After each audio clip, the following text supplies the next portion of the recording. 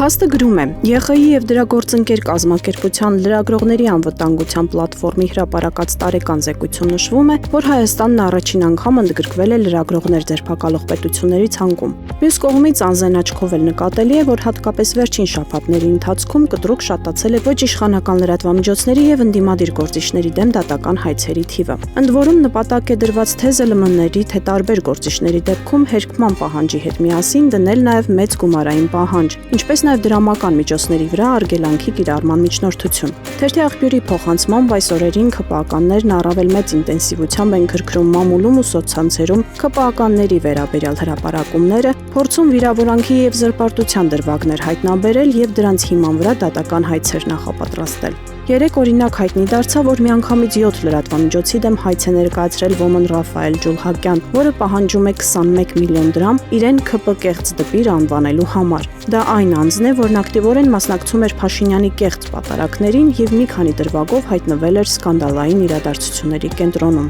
Թերթի աղբյուրը փոխանցել է, որ բացի այս հայցերը նաեւ քրեական նոր վարույթներ են նախապատրաստում բարձրաստիճան եկեղեցականների, այդ թվում չի բացառվում նաեւ ամենայն հայոց կաթողիկոսի դեմ։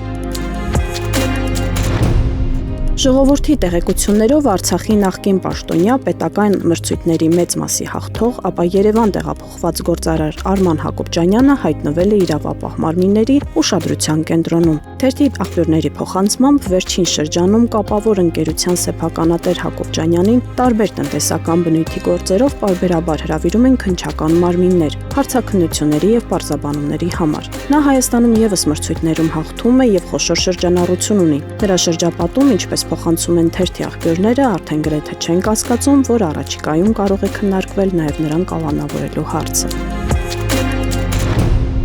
Հրապարակը գրում է. տևական դեգերումներից հետո ՔՊ-ում գտել են հունիսի 7-ի համապետական ընտրությունների իրենց նախընտրական քարոզարշավի կարգախոսը։ Չնայած այդ մասին չեն թմբկահարում, սակայն այդ կարգախոսով պաստառներն արդեն մի քանի շաբաթ է տեղ են գտել Հայաստանի քաղաքների փողոցներում։ Խոսքը կապույտ ֆոնին գրված ընդամենը մեկ բառի խաղաղության մասին է, որի տակ Փաշինյանի մատներով ցուցադրվող սրտիկ նշանն է նկարված։ Թերթին պատմել են, որ ՔՊ ակտիվում միանշանակ չեն ընդունել մեկ բառանոց կարգախոսը, այլ տարբերակներ են առաջարկել, սակայն ըստ ամենայնի ՔՊ-ում հասկացել են, որ ինչ միտք էլ գրեն պաստառին, իրենց թիրախավորելու են, ուստի նախընտրել են կարճ կոնկրետ մի բառով հանդես գալ, որ իրենց կարծիքով անխոցելի է։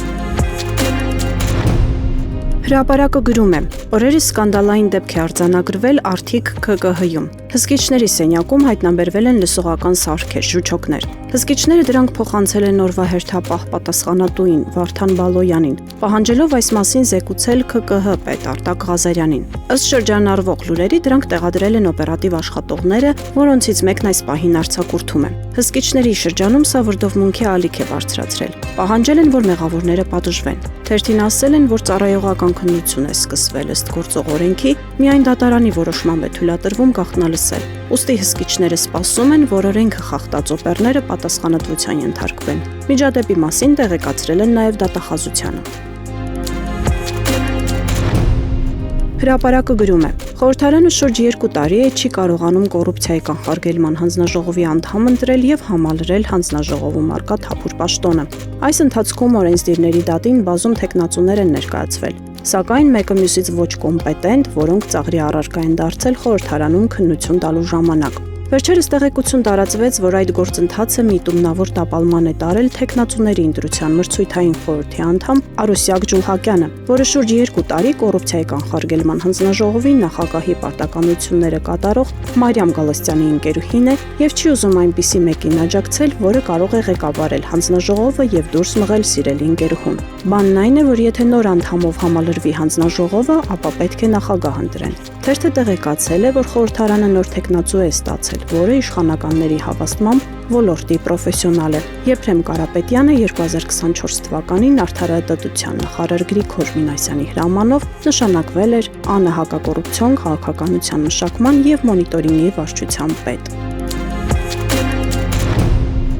Փաստը գրում է. նախորդին տեղեկություններ տարածվեցին, որ Միացյալ Նահանգների միջազգային հանրապետական ինստիտուտի IRA-ի պատվերով արված սոցիոլոգիական հարցման տվյալները չեն հրապարակվել։ Խնդիրն այն է, որ այդ հարցման արդյունքում արձանագրվել է փաշինյանական իշխանության վարկանիշի խայտառակ վիճակ։ Շատերն են նկատել, որ ընդհանրապես վերջին շրջանում իրենք իշխանություններն են խուսափում ինչ-որ հարցումային տվյալներ հրապարակելուց։ Բայց մեկ էլ հանկարծ 3 փաշինյանական իշխանության ներկայացուցիչները սկսեցին ինտենսիվ շրջանառել տեղեկություն, թե առաջիկայում հրապարակվելու են հարցման թվեր, որոնք ցույց են տալու, որ Հայաստանի բնակչության մեծամասնությունն ուղղակի ուշագնաց է լինում Փաշինյանի համար։ Ակնհայտ է, որ այդ պահվածքի հետ ապնդած խնդիրն առաջիկայում զանազան հորինովի, այսպես ասած սարքած պրոիշխանական հարցումների տվյալներ տարածելը, դրանք տիրաժավորելն է։ Դրա առաջին ու հիմնական նպատակը ակնհայտ է՝ հուսահատություն սերմանել հասարակության մեջ, ստիպել, որ մարդիկ մոլորության մեջ ընկնեն, կարծեն, թե մեկ է ամեն ինչ որոշված է, կանխորոշված է, սրանք ընտրվելու են